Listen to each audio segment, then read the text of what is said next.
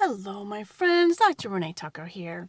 Hello, and so I would like to talk today about infections and how we can avoid using antibiotics.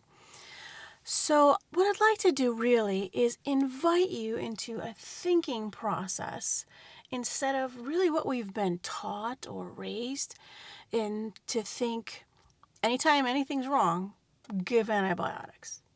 It's kind of just this knee-jerk reaction that a lot of us have just because that's how we were raised or told what to do. It's like, if you have a cough, get some antibiotics. If you have a sore throat, get some antibiotics. If you have a toothache, get some antibiotics. Ear infection, definitely antibiotics. It's just every single thing. It's this automatic Western medicine. Get some antibiotics. That'll definitely help and it can't hurt anything. Well, as it turns out, it can hurt things, particularly your own body and even the immune system. So the other thing is, we would like to start thinking about how we can avoid using antibiotics because there have been a few articles coming through about a potential antibiotic shortage. And some of that is supply chain issues and stuff like that.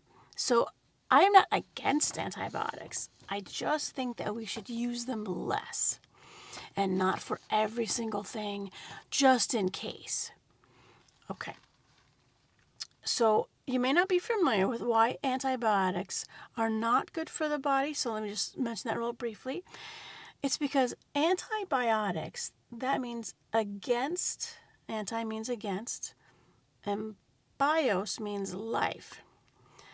So, like biology, okay? So antibiotics are against life and mostly bacteria. So we take antibiotics, orally, and then they hit the intestinal tract. And so all through that intestinal tract, those antibiotics are killing all the normal healthy bacteria. They kill bacteria indiscriminately. They don't think, oh, this bacteria is bad, I'll kill that one, but I'll leave all these good ones that are helpful. No, we have a lot of bacteria in our intestinal tract that are very helpful, really helping our immune system, our digestive system, all that kind of thing. Then we need those. That's why we give probiotics, right? And prebiotics to keep all that intestinal flora happy. But when we use those antibiotics, it screws the whole thing up. You kind of have to start over. In addition, antibiotics can be harmful to the liver and kidney. Now, some of them, it just makes the liver and kidney work harder because they have to clear all that out. But some antibiotics actually harm the liver and or the kidneys. You can tell by if you look at the package insert, it will say nephrotoxic. Nephro means kidney. And it may say hepatotoxic. Hepato means liver. I don't know why they talk in code words, but you be the judge on that one. All right, so antibiotics are really overall not good for the body. But sometimes we really need some help. And if our immune system just cannot deal with the problem, then it's a great time to use antibiotics. Okay, so I do suggest that you have some kind of, in your storage somewhere, the trimethoprim sulfa, that lasts a very long time. It even works quite effectively past the expiration date. So if you can get some in your storage backup stuff for emergencies, that's a great idea. All right. But what I would like us to do, and let me tell you a story. All right. When I was a young vet, I went out to see this horse, and he had scraped his whole side really bad. I can't remember exactly what happened. I'm not sure they knew what happened, but his whole side was like hairless. He had scraped the whole thing, and then you could see where it was kind of hairless and cut and bruised. Now, there was no break in the skin, so there's no cuts. It was just scraped incredibly, probably quite painfully, but there was no cuts. All right, maybe a few little blood spots, but no cuts. And these people really, really, really wanted antibiotics.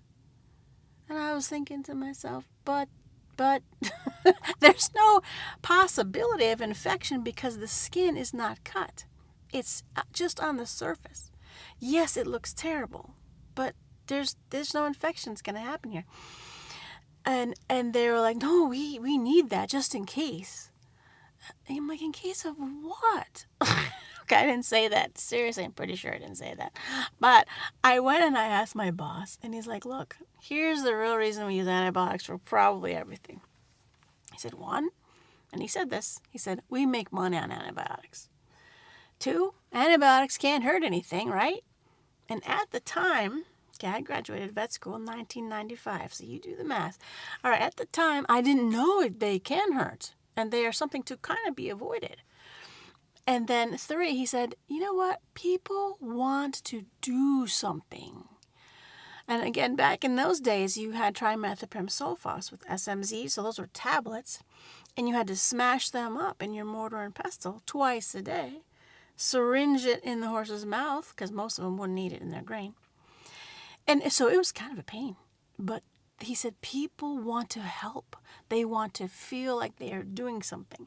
And so when we give them something to do with these smashing of the antibiotics and making the horse take it, they feel like something has been done. Rather than explaining to the people that the immune system, that's what that's for, we just tend to give out too many antibiotics. And I think that's true of veterinarians, true of many doctors. Certainly homeopaths hopefully avoid those. Again, when you need them, you need them. But they really should be avoided if possible.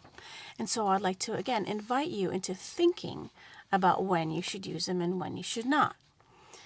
So let me give you 3 quick examples.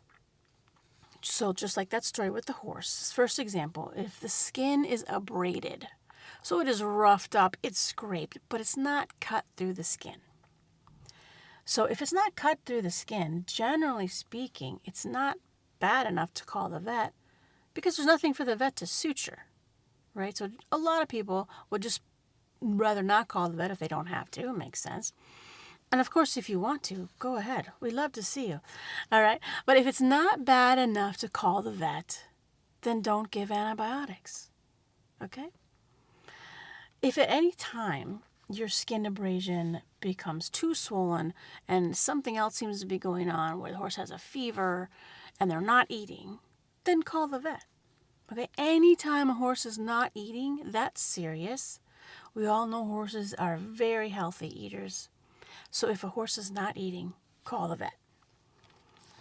All right, but when you have a skin abrasion, don't use antibiotics. What you can use is arnica. Arnica is spelled A-R-N as in Nancy, I-C-A.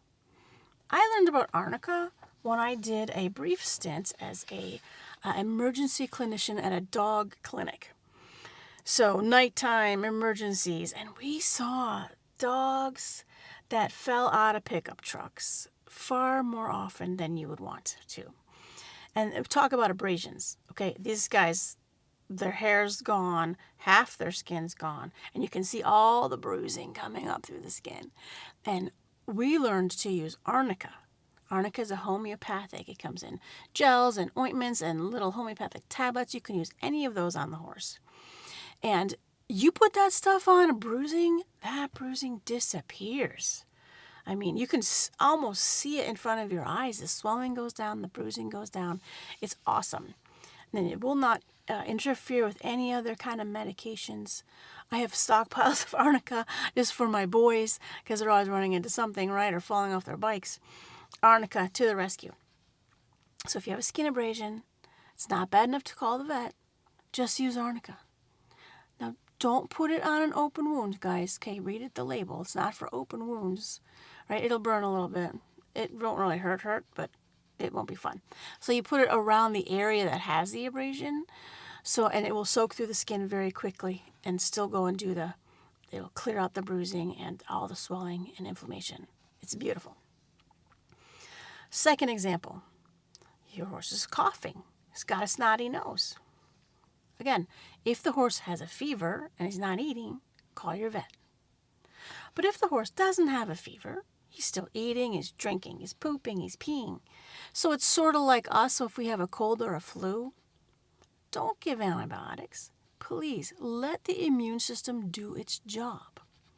Okay, save your gut flora, save your kidney and liver. Don't give the antibiotics. What you can do is use immune support that's herbal in nature. So there's plenty of companies that sell these type of things, and generally it's kind of a mix, and it includes things like vitamin C, echinacea, rose hips, plenty of stuff like that. There's also essential oils that you can get to help support the horse. But if they're just eating and drinking and snotting all over the place, let their immune system deal with it. Sometimes when horses are coughing and snotting, it actually can be a detox. So maybe their body just wants to do some spring house cleaning and they want to get out some toxins, some chemicals, who knows what it is, but they're trying to get rid of it. Well, they feel fine. They're just coughing and snotting, and you would like them to stop that because undoubtedly they're snorting it all over the place. Good times with horses, right? But if they're feeling fine, let their immune system deal with it.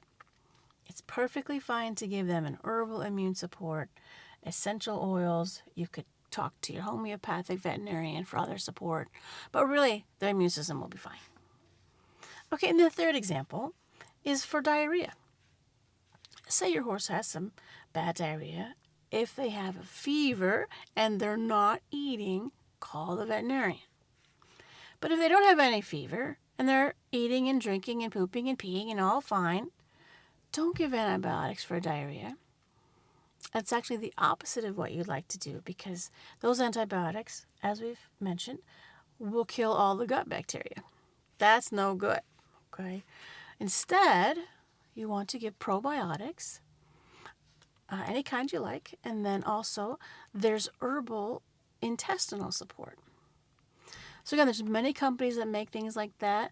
If you're new to that, Silver Lining, at least in America, is a good company. So is Hilton Herbs. I'm sure there's many more. Those are the ones I'm most familiar with. If you want to start there, they have herbal support for anything. If your horse has a cold or a flu, they've got that. If your horse has intestinal issues, they've got that. Just go look up what your horse's problem is, and they've got some herbs for you. And sometimes you'll be able to call or email them and say, this is what's going on with my horse. Do you have a suggestion? Again, this is not for emergencies or for when your horse is really, really sick. Then you call the veterinarian because you need help right then. But if your horse is not that sick, please let's try the herbal stuff before we jump to the antibiotics. And then we can help our horses be really healthy in the long run. Okay? Thanks, and let me know if you have any questions. I'll talk to you guys later.